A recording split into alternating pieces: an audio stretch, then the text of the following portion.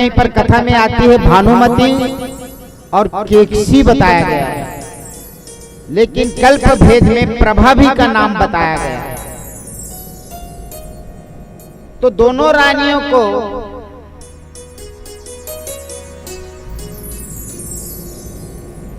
यज्ञ के माध्यम से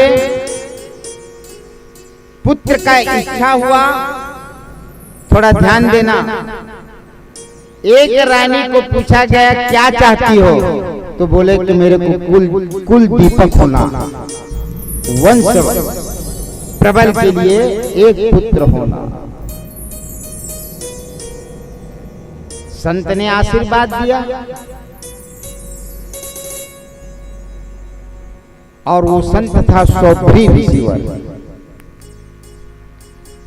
भक्तगण, कल की भेद में ये भी नाम परिवर्तित बताया गया है। कहीं कहीं पर अग्निपर्ण ऋषिवर कहा गया है। शंका नहीं करना चाहिए, कहीं कहीं कल्प भेद में नाम परिवर्तित हो जाता है। आगे एक रानी ने कहे कि मेरी गर्भ से 60,000 पुत्र हो। कितना पुत्र? 60,000। और आप कलयुग में एक माँ की गर्भ से एक और दू तहा ले 12 नंबर ला बला था के नंबर 108 112 का नंबर, एक और दू तहा ले बंद, और वो माता 60,000 बोला। अब थोड़ा ध्यान देना कि मां की गर्भ से 60,000 पुत्र, यहां तो असुक्ति लग रहा है भाई, ये 60,000 पुत्र कैसा हुआ होगा उस गर्भ से। लेकिन नहीं, 60,000 पुत्र संत ने आशीर्वाद दिया यो मस्त। और संत की आशीर्वाद मिथ्या नहीं होता। चंद्रमा की गति रुक जाएगा पर संत की वाणी मिथ्या नहीं होगी।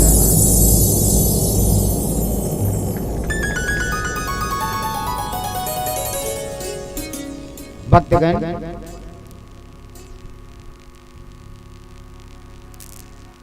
समय अनुसार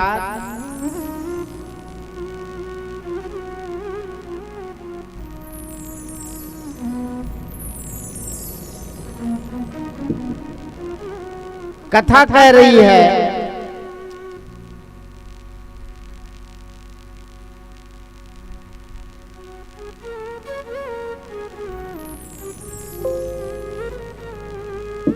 कि आज के समय में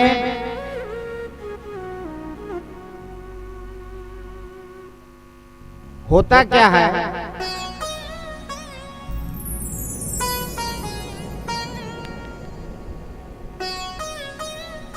कि एक मां की गर्भ जो है गर्भपात हो गया,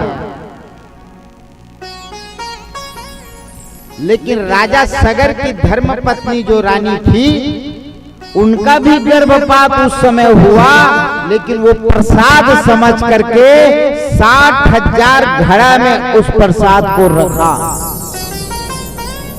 थोड़ा ध्यान देंगे। और उसी घट के अंतर्गत से 60,000 पुत्र का रत्न का प्राप्ति हुआ।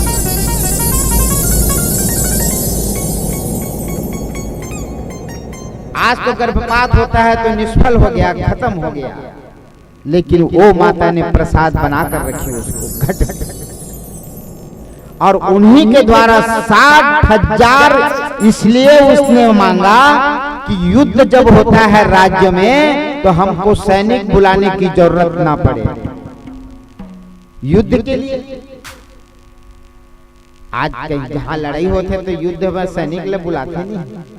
तो रानी का कल दे हमर 60,000 पुत्र हुई तो लड़े बर कते योद्धा हो मन, हमला सैनिक बुलाए की जरूरत नहीं पड़ी। और हुआ वही जो विचार किया था, वही विचार प्रबल हो गया। समय अनुसार कपिल भगवान के आश्रम में इंद्र के द्वारा अश्व को छुपाया गया था और यही 60,000 पुत्र उसी कपिल के आश्रम में जाकर के उस अश्व को ढूंढा और कपिल को अस्त्र का प्रयोग किया और कपिल देव के द्वारा उसको जल करके भस्म होना पड़ा।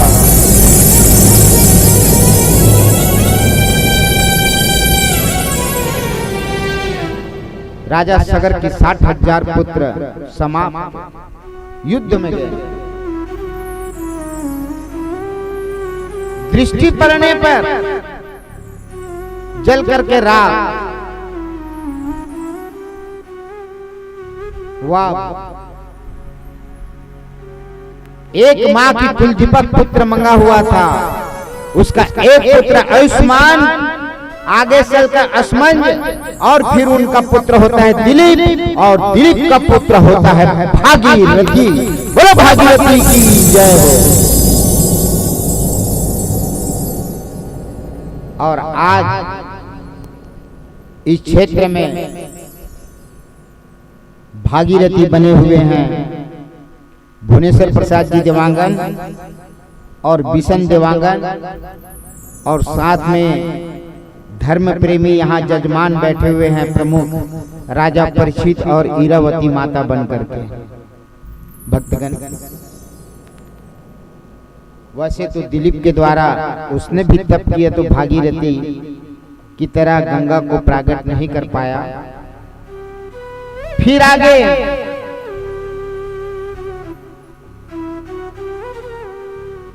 भागीरथी का पुत्र हुआ, आगे चल करके सत्यव्रत सत्यरथ और राजा हरिश्चंद्र होते थे।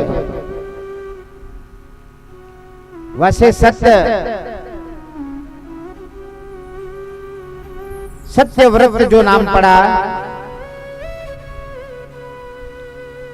इसको श्रापित होना पड़ा था क्योंकि माता पिता की अवहेलना, गुरु की अवहेलना, संतों की अवहेलना करना।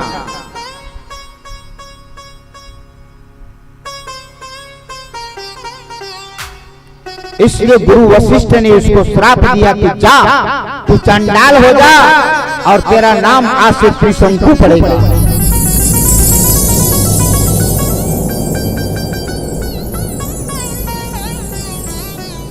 और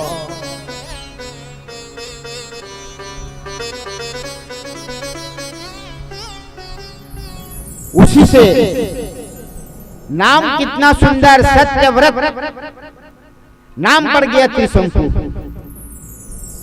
चंडाल भक्तगण, गुरु वशिष्ठ का शब्द था। उस अवध नरेश क्षेत्र में 12 वर्ष तक जल नहीं अंकित हो पाया, जल नहीं गिर पाया, अन्न की दाना नहीं उगा। लेकिन ये त्रिशंकु, ये चंडाल एक परिवार को पाल पोस कर जिंदा किया और वो परिवार था विश्वामित्र का परिवार। विश्वामित्र तप में था, तप से अवगत हुआ, उसको ध्यानस्थ हो गया। वाह वाह!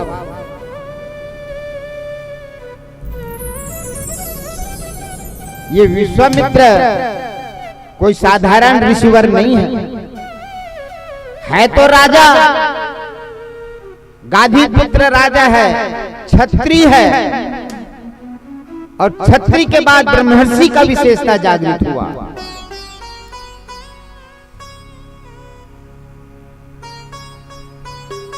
सबकी दृष्टि में चंडाल है वो त्रिशंकु, लेकिन विश्वामित्र कहे कि मेरा परिवार को बचाया है तू, इसलिए तू चंडाल नहीं है, मेरे से वर मांग, मैं तुझको वर देता हूं। त्रिशंकु चंडाल कहे कि मैं अब यहाँ इस सृष्टि में नहीं रहना चाहता, मैं देवलोक जाना चाहता हूँ, वो भी सशरीर जाना चाहता।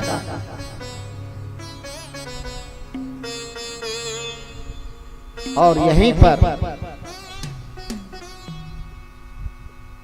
विश्वामित्र जी ने उनको सहशरीर देवलोक पहुंचा दिया मंत्राहवन के द्वारा।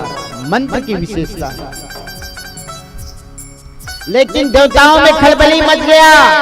इंद्र जो सोचा, अरे ये मानव मृत्यु लोक का मानव आ गया, इसको धक्का दे दिया जाए, और धक्का देकर गिरा दिया जाए।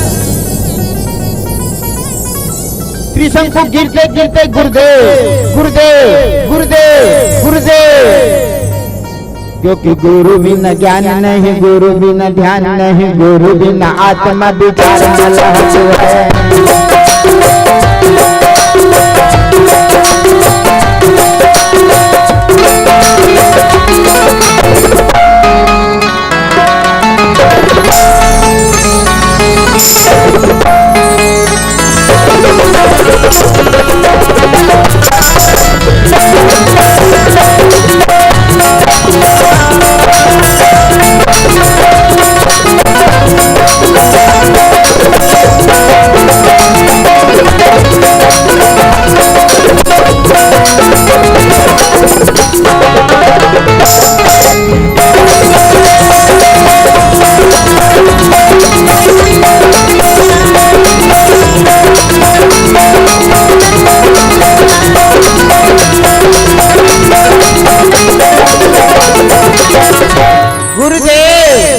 विश्वामित्र देखा, ऊंचा दृष्टि पड़ा, उनकी दृष्टि पड़ा।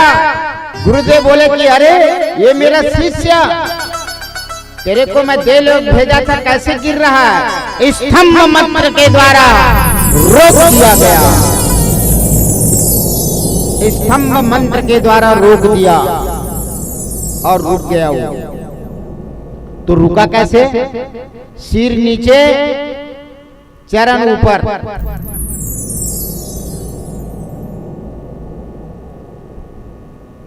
सिर नीचे हुआ तो लार बहने लग गया, लार, और लार जब बहा तो उससे एक नदी निकल गया। वो नदी का नाम भी पड़ गया, और उसी नदी का नाम कर्मनाशय पड़ा। क्या नदी आज भी है वो नदी? इसमें सौराष्ट्र में, गुजरात में, सौराष्ट्र में, गुजरात को सौराष्ट्र कहा जाता है, वहां कर्मनाशय नदी आज भी है। भक्तगण, देवताओं आए, क्यों आए? क्योंकि विश्वामित्र कहे तेरे को देवता लोग देवलोक से धक्का दिया गया, तो जा, मैं एक अलग देवलोक का, ब्रह्मांड का निर्माण करूंगा। मैं अलग ब्रह्मांड का निर्माण करूंगा। एक अलग ब्रह्मांड का निर्माण करने लग गया विश्वामित्र।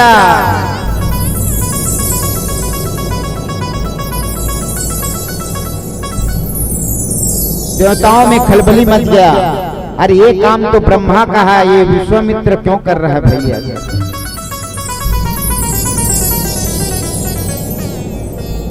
ये सृष्टि का उल्लंघन है। भक्तगण, उसी वक्त देवता जब विनय किया कि आप अपना जो अलग एक पिंड बना रहे हैं देवलोक, इसको रोका जाए, ये काम ब्रह्मदेव का है। नाना प्रकार के जब स्तुति किया गया, तो भक्तगण यहां पर विश्वामित्र ने उस पिंड को परिवर्तित किया। क्या बनाया? उस पिंड को श्रीफल में निर्मित किया। क्या में निर्मित किया? श्रीफल में निर्मित कर दिया। मैं तो देवलोक बना चुका था, अब इस पिंड को मैं श्रीफल में निर्मित करूंगा और ये देव की चरण में, देव की स्थान में इसको भेंट स्वरूप दिया जाएगा। भक्तगण, एक अलग नर बना दिया गया था। आज भी ये इस नारियल को छीला जाए और देखा जाए तो दो नेत्र और एक मुख इसमें आज भी बना हुआ है, और इसको नरबली भी कहा जाता है। थोड़ा ध्यान देना, जो श्वेत पूजा करते हैं ना, चाहे वो ब्राह्मण ही क्यों ना हो, देवता क्यों ना हो, ये श्रीफल को भेंट करना अनिवार्य रहता है यज्ञ के कार्य में।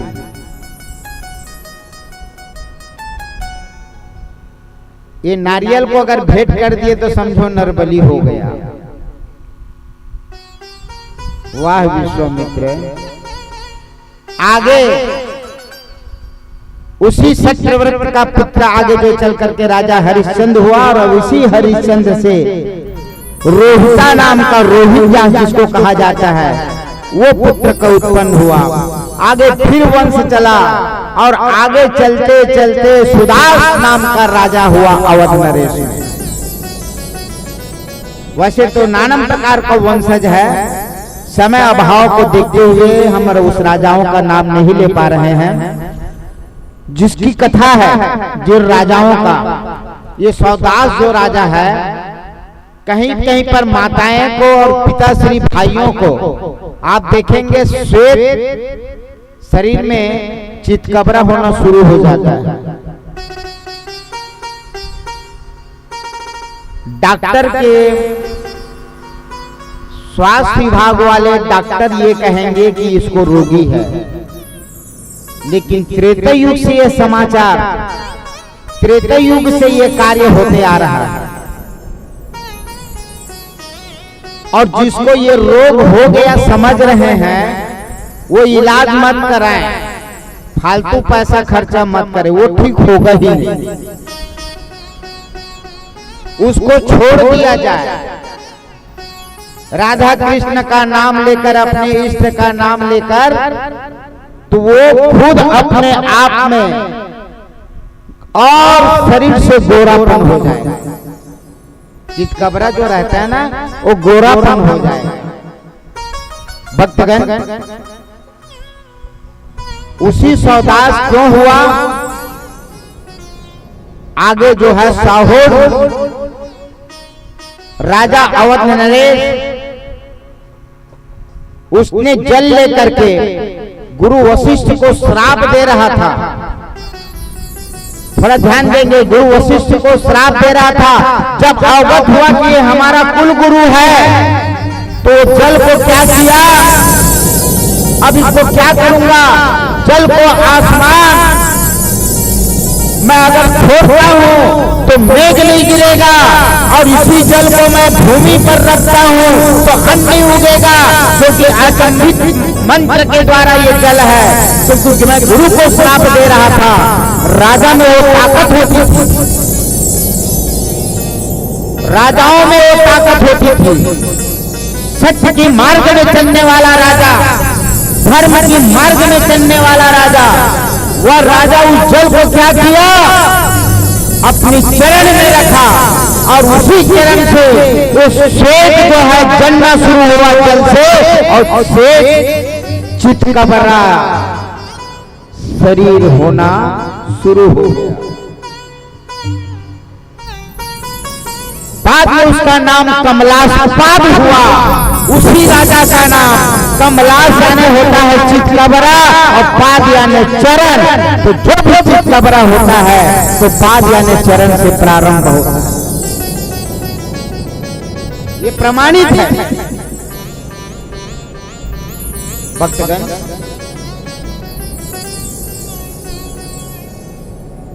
और आगे वंश बढ़ा, जहां पर फिर दिलीप हुआ, आगे वंश की विशेषता जागृत हुआ।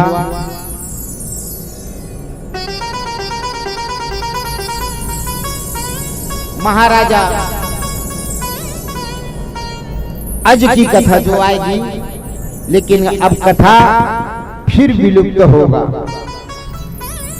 आगे आज अजपाल की विशेषता जागृत होता है और वहां पर भगवान श्री राम नारायण वंशी का प्रागट्य होता है। भगवान श्री राम की विशेषता जागृत हुआ। वैसे तो आज माताएं की प्रागट्य दिवस है और प्रागट्य की विशेषता जागृत हो रहा है। तो राम की प्रागट्य अजपाल के माध्यम से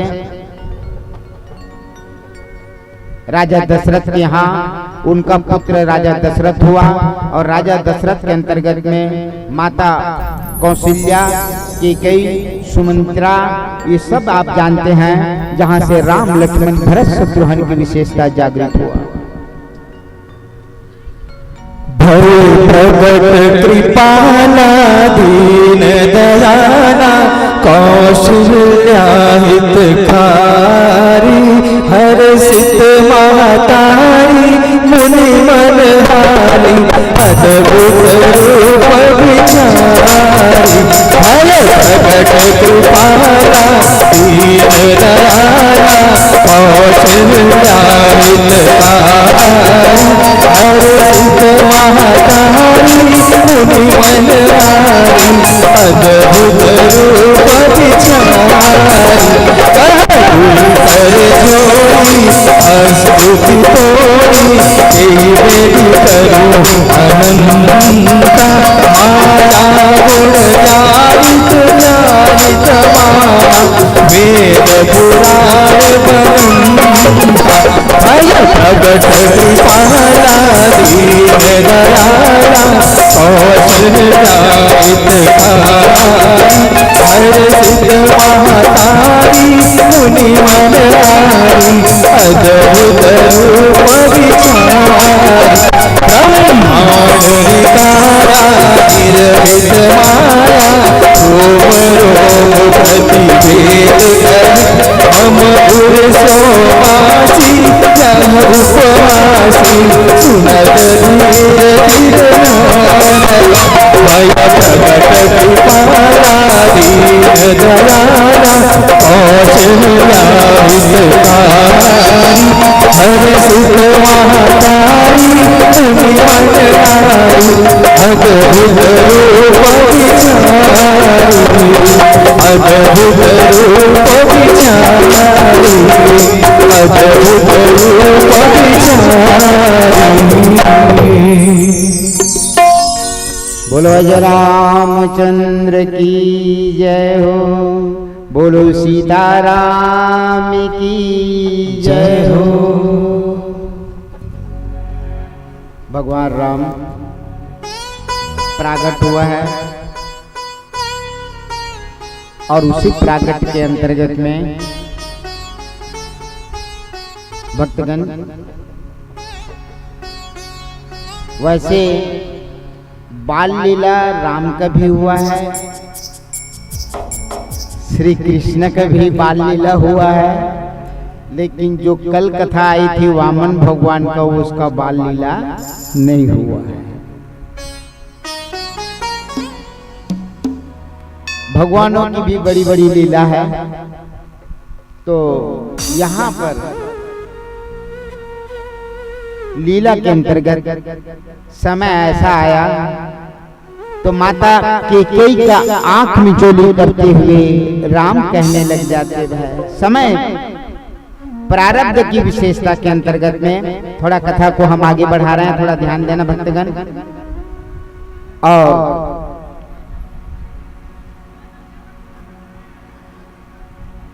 भगवान राम ने आंख मिचोली किया हुआ है और माता से पूछती है कि माँ मैं कौन हूं।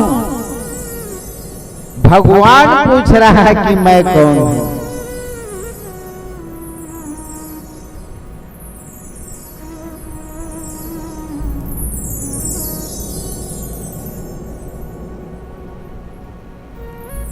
भगवान स्वयं पूछ रहा है कि माता से कि मैं कौन हूं। और माता कैकेयी कोई साधारण मां नहीं है, ना तो कोई लौकिक मां है। वो मां कहती है कि पुत्र मेरे लल्ला हो बेटा।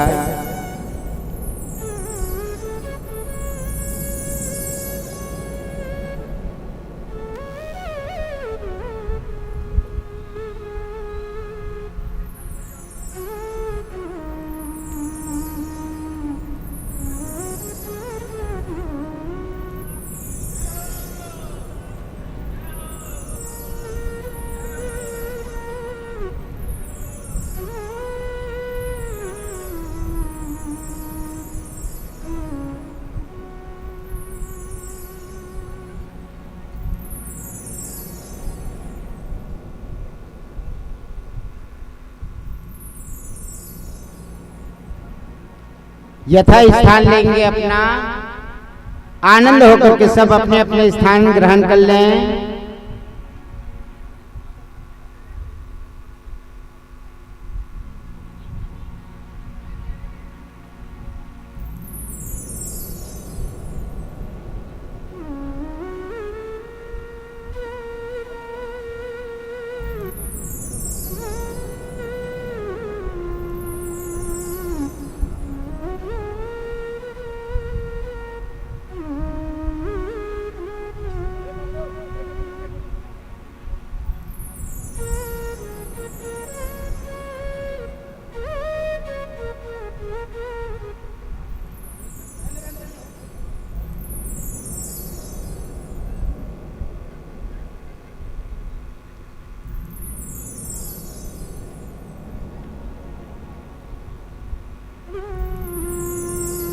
माता पूछती है,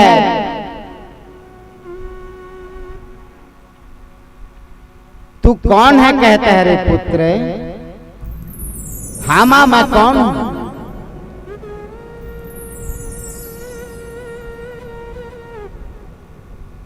बेटा है मेरा।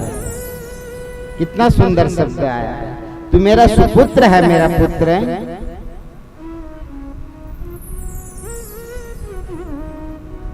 यहां पर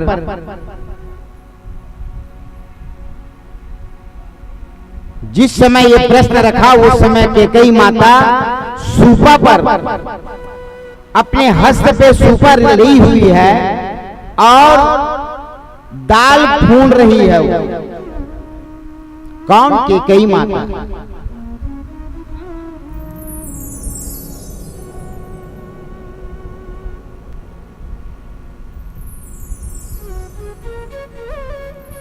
पर आंख मिचोली में अपने कोमल हाथों को आंख से दबाए हुए हैं भगवान राम।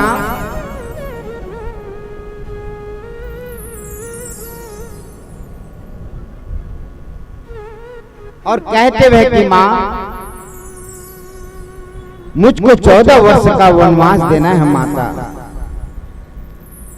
तब मैं ये हाथ आपकी आंख से अलग करूंगा।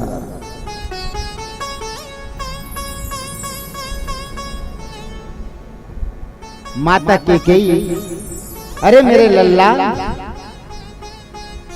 मेरे प्राण, ये तू कैसा शब्द का प्रयोग कर रहा है कि 14 वर्ष का वनवास? प्रेरणा देते हैं उन शब्दों के द्वारा। देखो शब्द क्या है? शब्द बराबर मोल नहीं जो कोई जाने वो,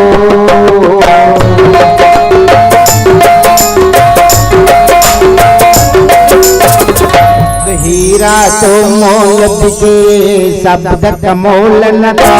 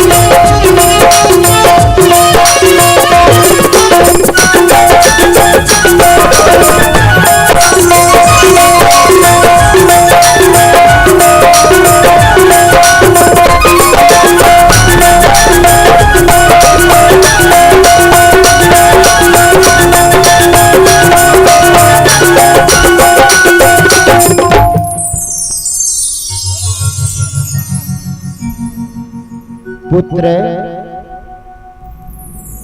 तू जो कह रहा है कि 14 वर्ष की वनवास, ये मैं नहीं कह पाऊंगा पुत्र। नहीं मां, आपको कहना पड़ेगा मां, मुझे 14 वर्ष की वनवास आपको देना पड़ेगा मां।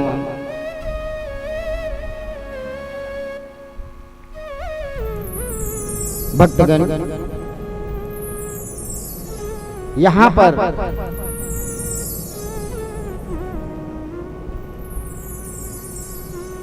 प्रभु राम कहते हैं बाल लीला के अंतर्गत में, यहां पर कोई नहीं है मां, हम और आप हैं, मेरी बातों को ध्यान दे।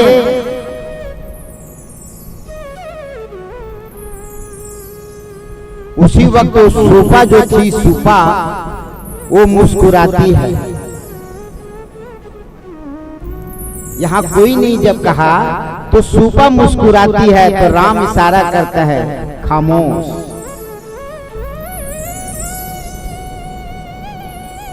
एक कृष्णा अवतार पे तू भी मेरे साथ भूमिका अदा करेगी।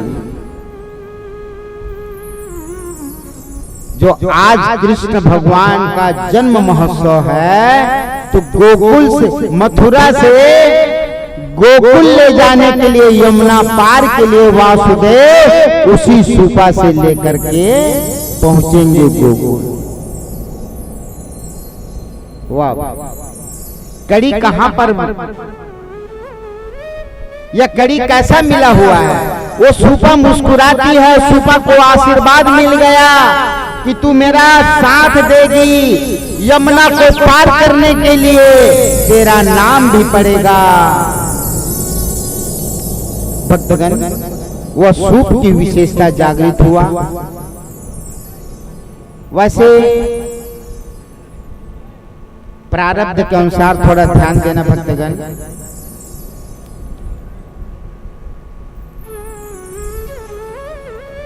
राज तिलक होना था, समय निकला, राज तिलक होना था, गुरु वशिष्ठ के द्वारा राज तिलक करना था।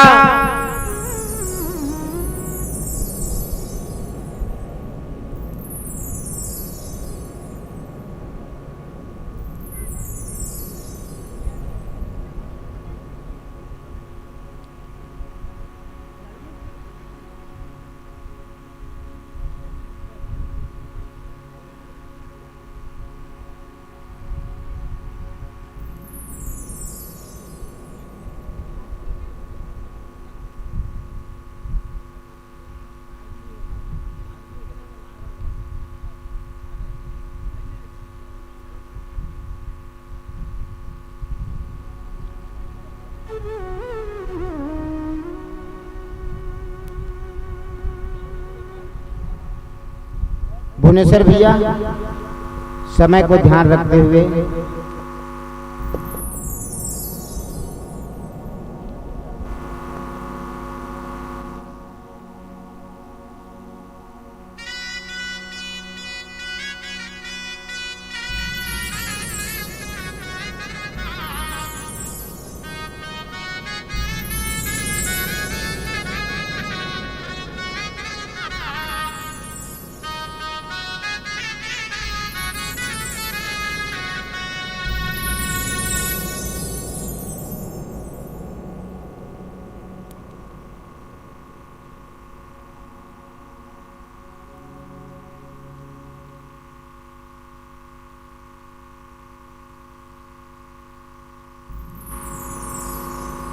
नहीं, आ जाओ मिल लो।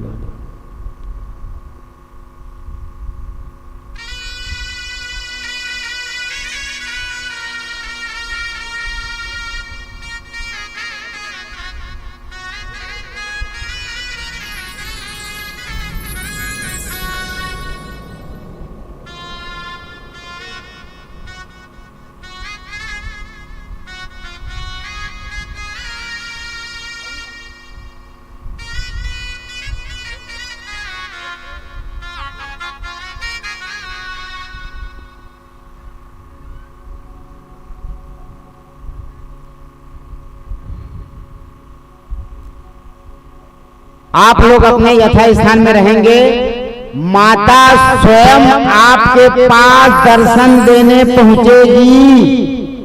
उन्हीं का नाम माता है जो स्वयं दर्शन देती है।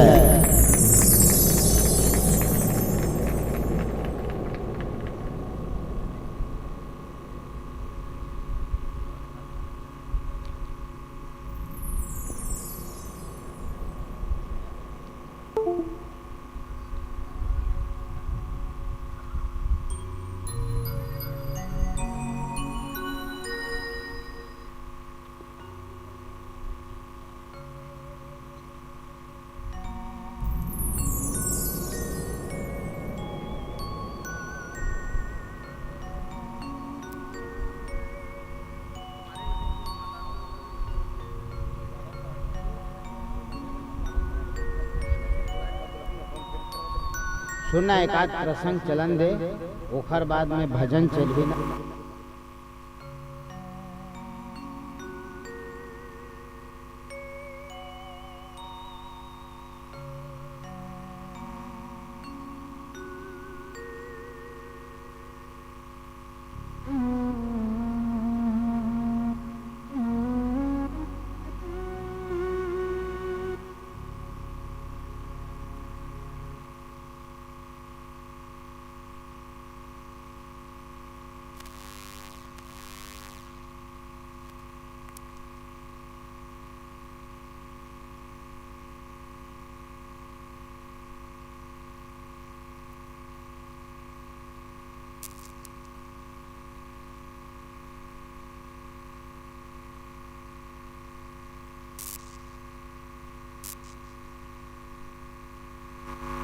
चलो कथा के अंतर्गत में जो जजमान है वो बैठे।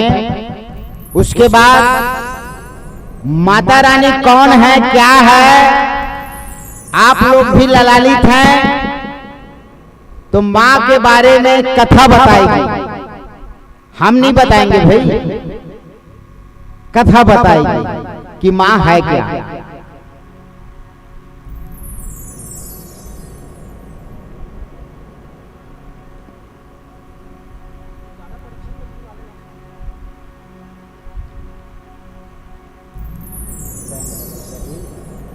समय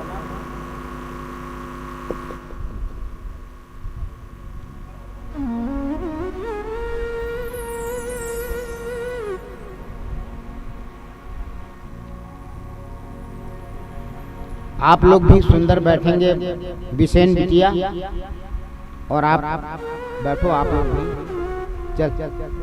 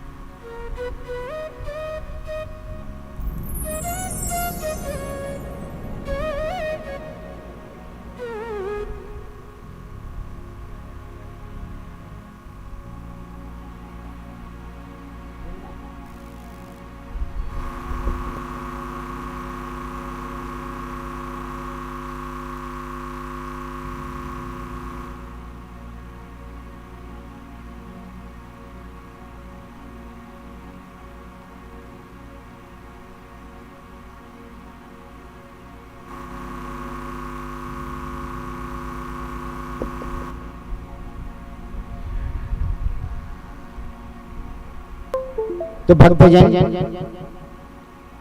यहाँ पर राजा परीक्षित ध्यान देंगे। 14 वर्ष की वनवास के लिए भगवान स्वयं प्रेरणा दिया हुआ था, लेकिन इसको राजा का अवगत नहीं है। किनको? राजा दशरथ को, और न गुरु वशिष्ठ को, न माता कौशल्या को, न सुमित्रा को। गुरु वशिष्ठ ने जल मंगवाया, क्योंकि इनको राजगद्दी देना है। किनको? राम जी को।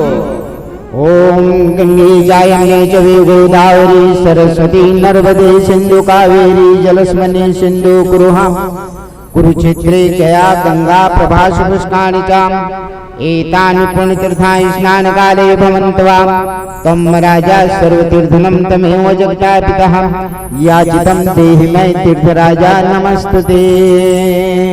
बोलो गंगा मैया की जय हो। अब राजगद्दी होना है, रातों रात तख्ता पलट गया।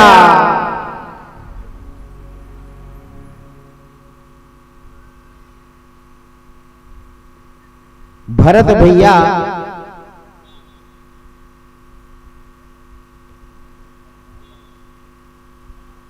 आक्रोश में है कि मेरा राम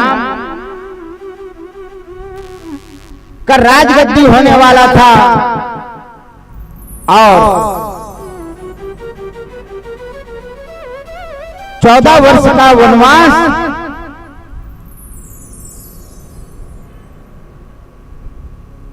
आक्रोश में गुरु वशिष्ठ को कहने लग जाते हैं, आपने तो सभी तीर्थ को आह्वान किए हुए थे। उसी वक्त गुरु वशिष्ठ जी कहते हैं, सुनहु भरत भावी प्रबल बिलख कहे मुनिना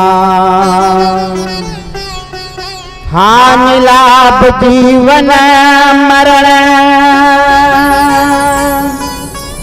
जस अप जस विधि।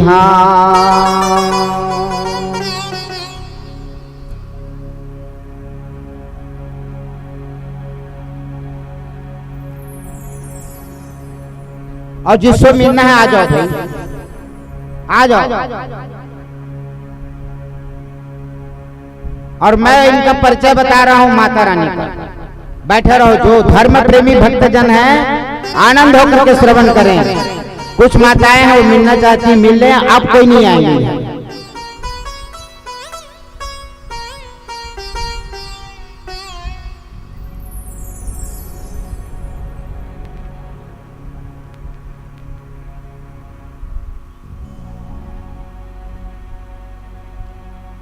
अच्छा, जतका जिन आया हो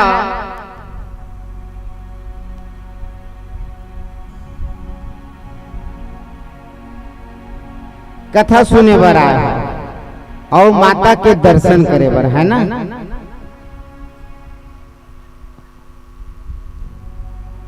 पोस्टर टंगे हुए में आओ, यहां पर शब्द नहीं आए, चुप बैठ जाओ।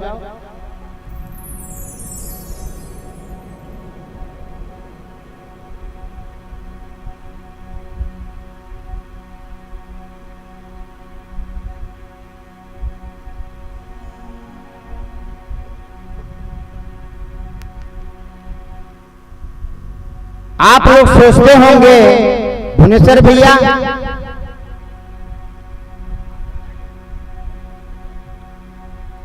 अब माताएं बैठ जाओ, बैठ जाएंगे आप लोग।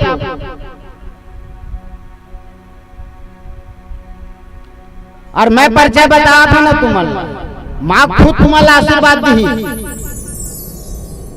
ये लग तुमन का मान था, कुंवारी माता ना।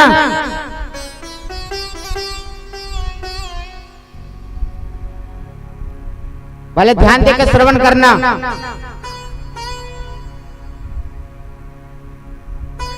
यथा स्थान में अपने बैठ जाएंगे आप।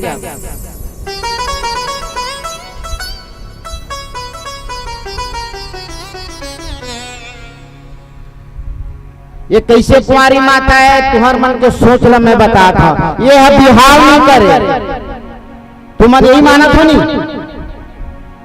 कुंवारी माता यानी बिहार नहीं करे, ये कुंवारी है, अविवाहित है। तू हर मन को सोच ले, मैं बतावा था।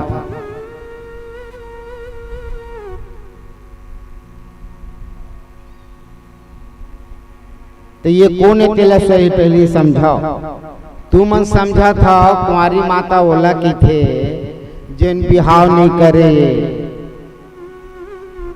तो कुल द्रौपदिया रुक्मण कहिए, गंगा जमुना सरसत जइए।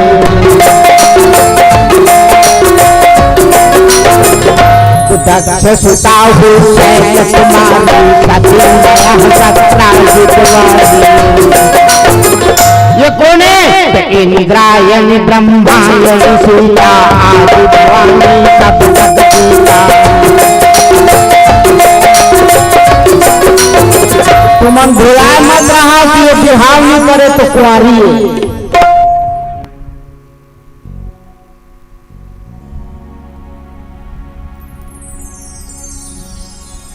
अब मोर कथा चलत ले मेरे माता हुकुम एक हर परचल में बता था, पहले सुनो। इंद्रायणी ब्रह्मायणी सीता आदि भवानी सब जगतीता।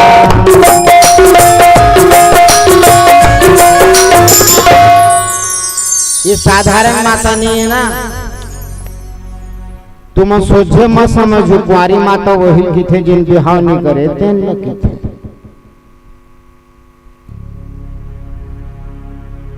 ये कौन है?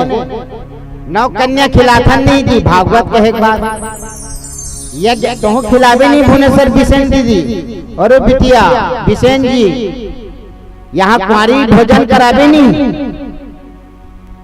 कुंवारी बलावे नहीं का। तो यहू कुंवारी माता सुरता करवे नहीं कर।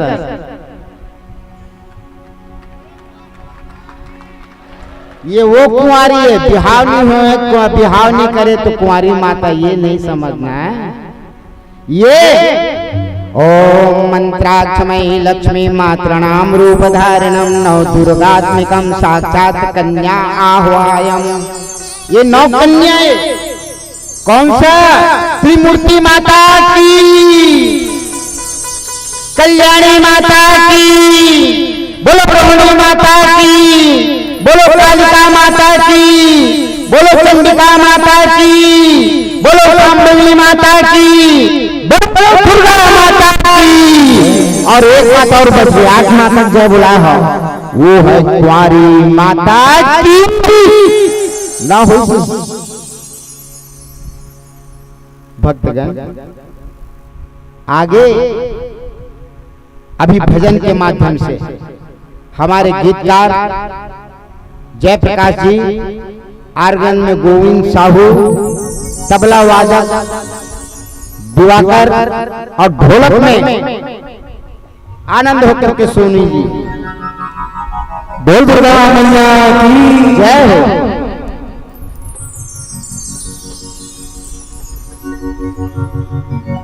अब तुम्हार ऊपर कुंवारी माता दर्शन देवत है, थोड़ा अपन आप लोग संभाल कर रखो। एक बार दोनों हाथ आगे आप सब जयकारा लगाओ। बोल जगत जननी माता दुर्गा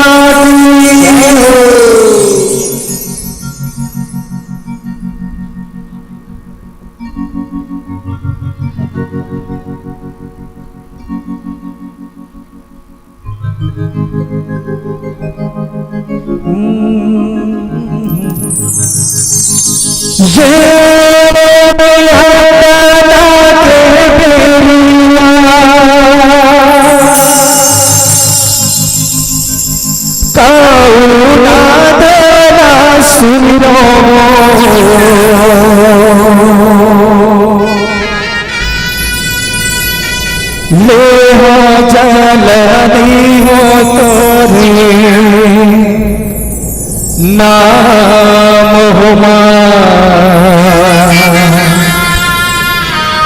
मैया ले जलहरी हो तोरे नाम हुमा। अब ये मोरे भवानी ले जननी हो तोरे नाम हुमा। ओ मैया ले जननी हो तोरे नाम हुमा।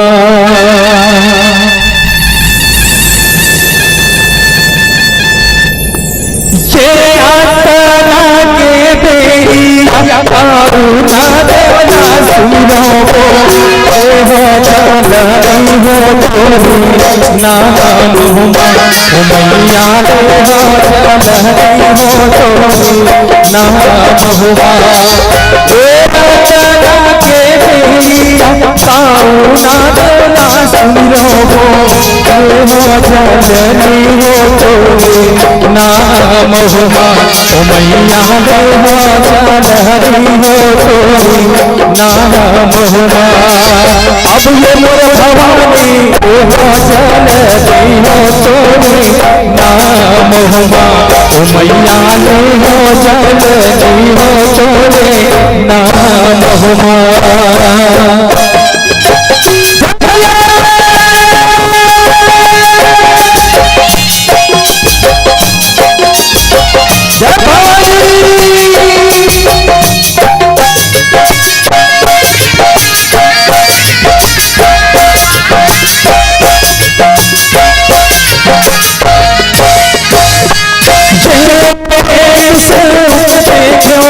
अंजलि के ललनाओ सुतियो गंगाना हमें होगा मैया सुतियो गंगाना हाय होगा अंजलि के ललनाओ सुतियो गंगाना हाय होगा मैया सुतियो गंगाना हाय होगा अब मोर भवानी सुतियो गंगाना हाय होगा मैया सुतियो गंगाना हाय होगा ए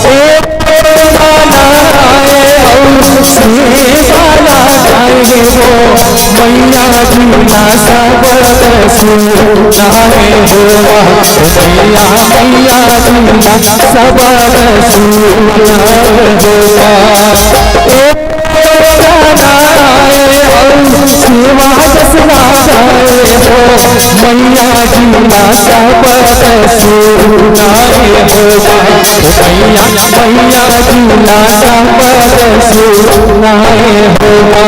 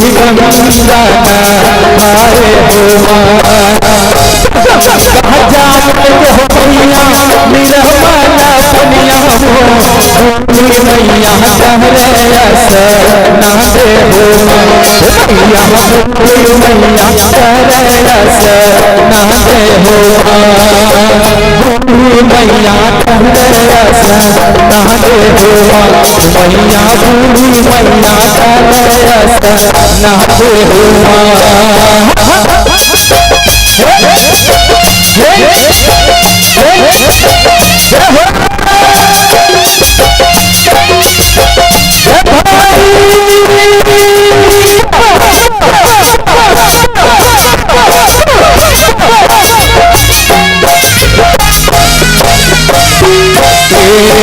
मैया जी लल्लाह ने पर मुर्मता मैया जी लल्लाह ने पर मैया जी लल्लाह ने पर मुर्मता मैया जी लल्लाह ने पर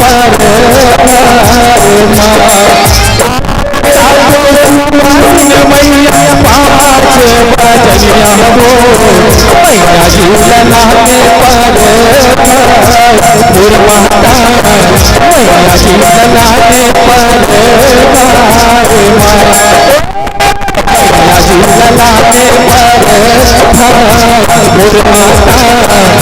जी लल्लाह ने पर मुर्मता मैया जी लल्लाह ने